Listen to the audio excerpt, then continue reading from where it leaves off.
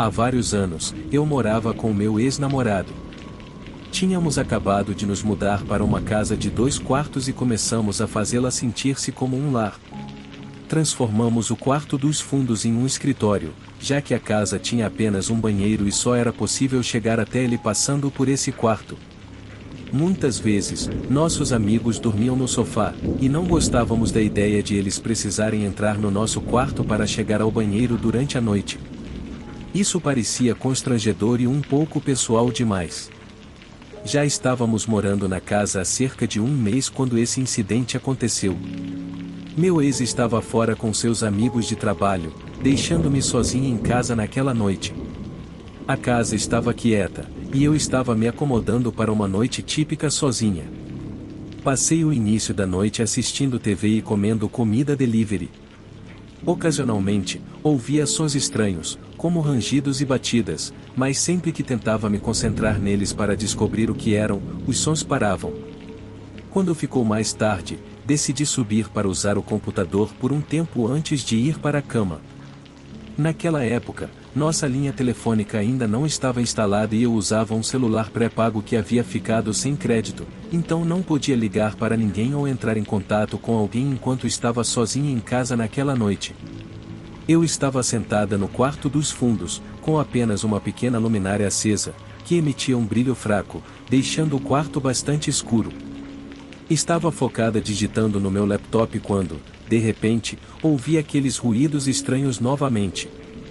Primeiro, ouvi um leve som de chocalho, tão suave que tive que me concentrar bastante para saber se estava ouvindo de verdade ou se era apenas minha imaginação. Desliguei a música para ouvir com mais atenção e tentar descobrir o que era. Fui até o nosso quarto e olhei para fora da porta da frente, mas não havia ninguém lá fora. Voltei para o quarto dos fundos e olhei pela janela, mas a visão estava muito escura para ver qualquer coisa com clareza. Tínhamos um pequeno quintal com um muro alto de tijolos e um portão de madeira maciça, e não havia luz lá atrás. Do pouco que pude ver, não havia nada lá fora. Sentei-me novamente e liguei a música. Cerca de 10 minutos depois, ouvi um som assustador de metal rangendo contra metal. Era muito suave, como se o que estivesse fazendo aquele som estivesse tentando ser silencioso. Agora eu estava bastante assustada, então fui ao nosso quarto pegar uma barra de ferro pesada que havíamos encontrado no fundo do armário. Não acendi nenhuma luz, pois não sabia o que estava acontecendo e não queria alertar um possível intruso sobre minha localização dentro da casa. Voltei cuidadosamente para o escritório, fechei a porta silenciosamente e a tranquei. Coloquei também uma cadeira debaixo da maçaneta para garantir que ficasse fechada. Por cerca de 20 minutos, nada mais aconteceu. Comecei a me sentir um pouco boba por ter ficado tão nervosa, pensando que era apenas porque era minha primeira noite sozinha na casa. Mas desta vez, não liguei a música novamente. Foi uma boa decisão, pois comecei a ouvir sussurros, como 2 pessoas conversando suavemente, e ambas as vozes eram masculinas. Não pareciam vir de dentro da casa. Eu havia deixado a janela do escritório ligeiramente aberta, e parecia que os sussurros vinham de fora. Fui até o banheiro para ver se conseguia ter uma melhor visão do beco atrás da casa. O escritório e o banheiro formavam um formato de OL em torno do quintal, com o banheiro se projetando mais para fora. Subi no parapeito e abri cuidadosamente a janela do banheiro para tentar ver o beco. Não consegui ver nada, mas os sussurros ficaram mais altos e pareciam vir de bem atrás do meu portão. Não consegui ouvir frases inteiras, mas ouvi o suficiente para supor que esses homens nos viram mudar e notaram que tínhamos muitos objetos de valor, como guitarras, computadores, minha câmera DSLR e a TV. Imaginei que eles sabiam de alguma forma que eu estava sozinha e estavam esperando eu adormecer para invadir a casa. Fiquei naquela posição por um tempo que pareceu uma eternidade, até que um grande estrondo ecoou até mim. Agora eles pararam de tentar ser silenciosos e começaram a bater no meu portão, tentando arrombá-lo. Vi o portão estremecer e sacudir com cada golpe, e só conseguia imaginar quão fortes esses homens deviam ser.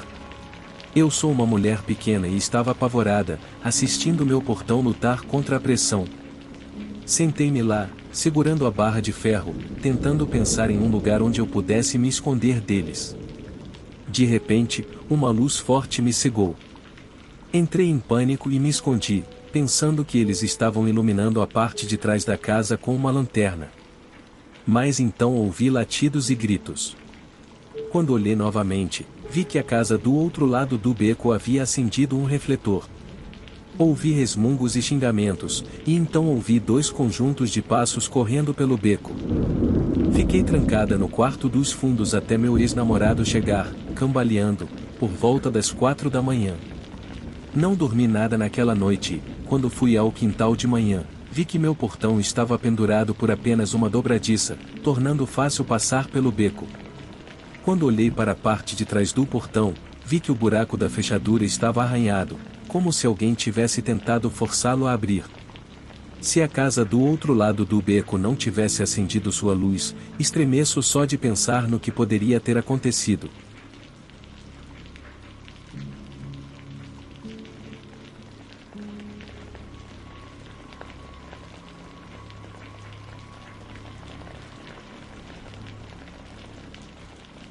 Isso aconteceu há mais de 20 anos, mas ainda me lembro claramente.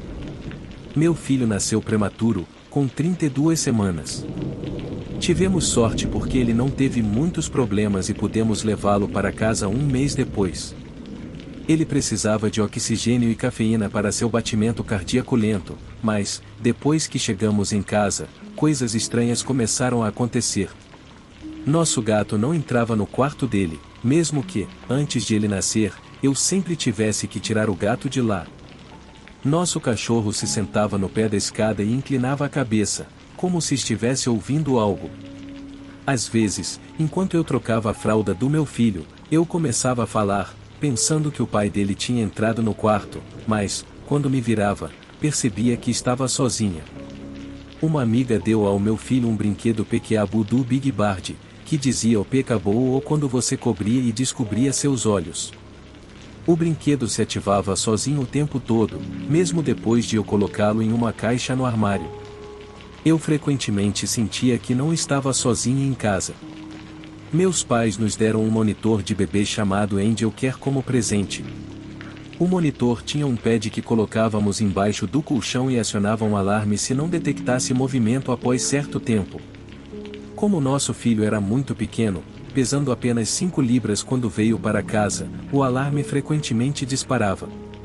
Eu acordava, ia ao quarto dele para desligar o alarme e verificar como ele estava. Ele sempre estava bem. Nunca pensei que o alarme estivesse disparando por qualquer outro motivo além de meu filho ser tão pequeno que o pad não conseguia detectar sua respiração. Durante esse período, eu frequentemente tinha sonhos sobre uma mulher no quarto dele. Nunca vi claramente, apenas a sombra de uma mulher com cabelos longos, parada e estendendo a mão para o berço dele. Não me lembro exatamente quanto tempo meu filho já estava em casa, mas era pelo menos um mês. Ele ainda estava usando oxigênio e tomando cafeína. Em nosso quarto, a nossa cama ficava à esquerda da porta. Então, uma noite, eu estava dormindo e acordei porque alguém estava me sacudindo fortemente do lado da cama perto da porta. Acordei e perguntei ao meu marido por que ele estava me sacudindo, apenas para perceber que ele estava completamente adormecido e do lado errado da cama para ter feito isso. Rapidamente me levantei e corri para o quarto do meu filho. Acendi a luz, algo que nunca havia feito antes, e ouvi um suspiro vindo do berço. Às vezes, quando os bebês param de respirar de repente, você só precisa assustá-los para que comecem a respirar novamente. Realmente acredito que meu filho havia parado de respirar e que acender a luz fez com que ele voltasse a respirar. Depois disso, os sonhos estranhos, os pets agindo de forma estranha e o brinquedo se ativando sozinho continuaram até que meu filho não precisasse mais de oxigênio e cafeína, e então pararam. Os pets pararam de agir de forma estranha e o brinquedo do Big Bard nunca mais se ativou sozinho. Realmente acredito que alguém veio para casa com ele para mantê-lo seguro. Pelos meus sonhos, senti que era uma jovem, talvez na casa dos 20 anos, e indígena, já que sou canadense. Sempre serei grata por ela ter cuidado dele e me sacudido naquela noite para que eu pudesse assustar meu filho e fazê-lo voltar a respirar.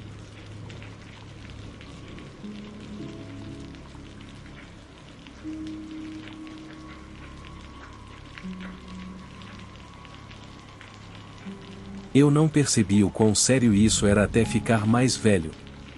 Minha mãe deixou meu irmão e eu sozinhos em casa uma tarde. Meu irmão tinha cerca de 12 ou 13 anos e eu tinha 9 anos. Eu estava assistindo ele jogar Xbox na nossa sala de estar.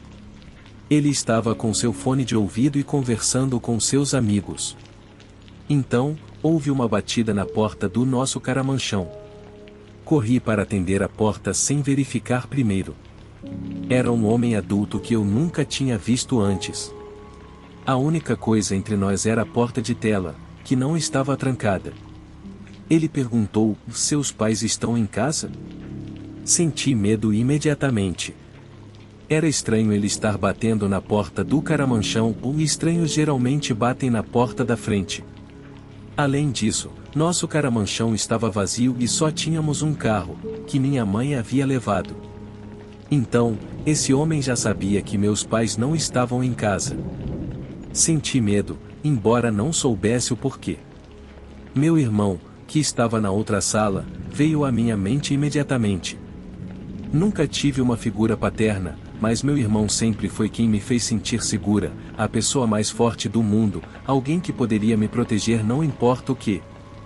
Com olhos arregalados, consegui gaguejar: "Não, mas meu irmão mais velho está aqui." Sem hesitar, o homem alcançou a porta de tela e começou a abri-la, mas, naquele momento, como por milagre, um braço surgiu por trás de mim, por cima do meu ombro, e segurou a porta. Meu irmão passou por mim, segurando a porta e forçando o homem para trás com sua presença.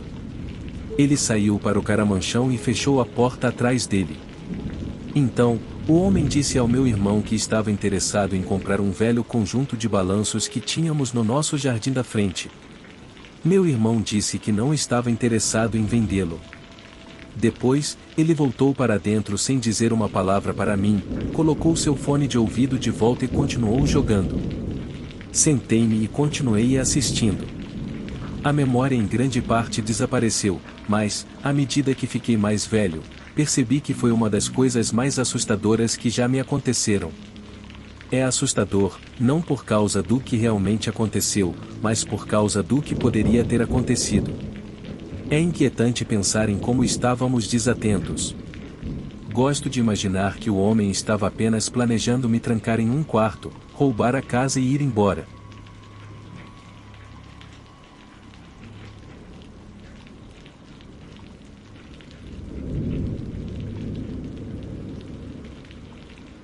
Este incidente estranho aconteceu no ano passado, quando meu amigo e eu acabávamos de começar a trabalhar em nosso projeto de filme e estávamos procurando lugares para filmar. Então, dirigimos até uma ponte suspensa, a cerca de 1 hora de nossa cidade natal. Era uma ponte típica, antiga, não muito estável, com cerca de 120 metros de comprimento e 18 metros acima da água. Esta ponte era apenas para pedestres, sem permitir corrida ou ciclismo, e estava ao lado de outra ponte destinada a carros. Meu amigo e eu tiramos algumas fotos da ponte antes de caminharmos para o outro lado, onde havia trilhos de trem em um bairro. Quando estávamos na metade da ponte, ouvimos gritos vindos da ponte para carros. Olhamos e vimos uma mulher parada lá, acenando com os braços, como se estivesse tentando chamar nossa atenção. Ela chamou por um nome, mas nenhum desses nomes era o nosso, então dissemos a ela que não éramos quem ela procurava, pensando que isso resolveria a situação. Mas a mulher não se moveu nem respondeu, apenas continuou nos encarando, parecendo cada vez mais preocupada. Tentamos ignorar, mas então a mulher começou a correr a toda velocidade pela ponte, na mesma direção que estávamos indo. Foi estranho, mas rimos e continuamos. Quando chegamos ao outro lado da ponte, começamos a filmar perto dos trilhos do trem. Sei que não é seguro, mas era um ponto usual de travessia para a trilha da ponte. Enquanto estávamos filmando uma cena, ouvi uma voz familiar gritando atrás de mim. Era a mesma mulher, gritando a mesma coisa. Ela estava no topo de uma colina no bairro do outro lado dos trilhos.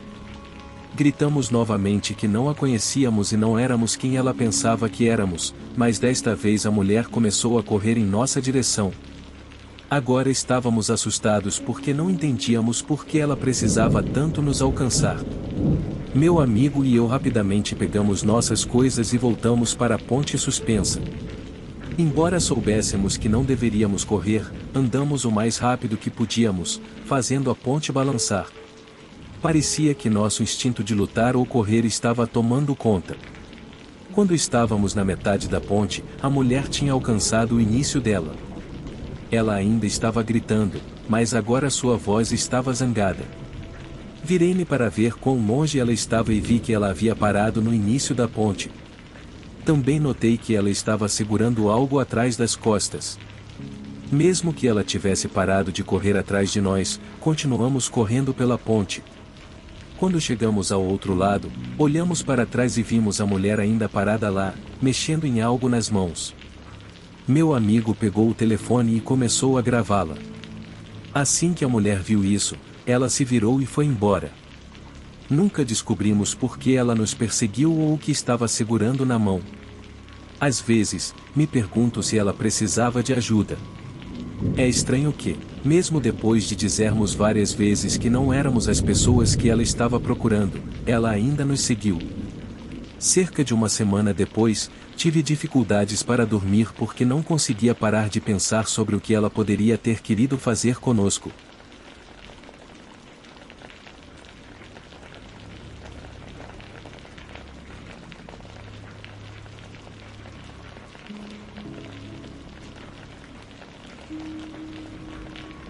Isso aconteceu há alguns anos, quando eu estava morando com meu irmão em um apartamento que estávamos alugando juntos. Era fevereiro e o aluguel vencia no dia 5. Não queríamos correr o risco de atrasar, então meu irmão e eu fomos ao banco sacar o dinheiro. O ar de inverno estava gelado e, enquanto caminhávamos para casa, não pude deixar de notar como o bairro estava vazio naquele dia. Quando chegamos em casa, deixei o apartamento e desci até o escritório de aluguel para pagar. Recebi o recibo e tudo mais, mas, quando estava saindo e voltando para o meu apartamento, foi quando começou o problema. Ao voltar, olhei para o outro lado da rua e vi um homem alto e magro com as calças caídas na cintura. Ele estava andando à frente. Apenas o observei, como se faz quando se vê alguém andando do outro lado da rua. No entanto, assim que o cara me viu olhar para ele, começou a gritar comigo furiosamente: "Bey, ninguém está falando com você, ninguém está pensando em você, cara." Fiquei muito surpreso e chocado. Não querendo dar atenção a ele, fingi que não ouvi e continuei andando, sem olhar em sua direção. Enquanto continuava voltando para o meu apartamento, o homem começou a gritar mais e parecia muito irritado. Então, ele começou a atravessar a rua em direção ao lugar onde eu estava indo. Em vez de vir direto para mim, ele atravessou a rua e se sentou nos degraus de um prédio de apartamentos que estava à frente no meu caminho.